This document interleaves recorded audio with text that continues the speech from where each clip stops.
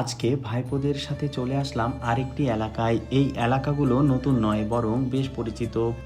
কিছু দূর যেতেই ইটের রাস্তা পেরিয়ে মাটির রাস্তা দিয়ে যেতে যেতেই দেখলাম রাস্তার ধারে জমিতে রোপণ করা হয়েছে বোরো ধান, এবং পাশে নজর পড়ল শুটকি মাছ তৈরির প্রক্রিয়া। এই প্রথম আমাদের দিকে শুটকি মাছ তৈরির প্রক্রিয়া দেখলাম।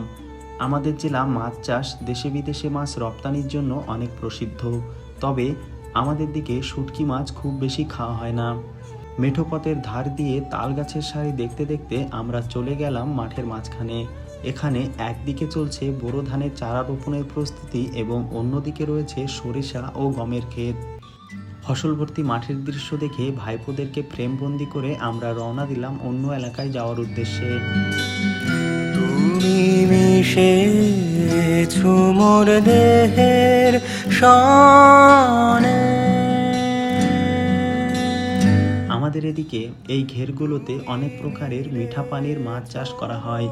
এদিকে এই প্রথম আখ চাষও হতে দেখলাম। আজকে আমরা একসাথে আমাদের আশেপাশে 2 থেকে 3টি গ্রাম ঘুরেছি।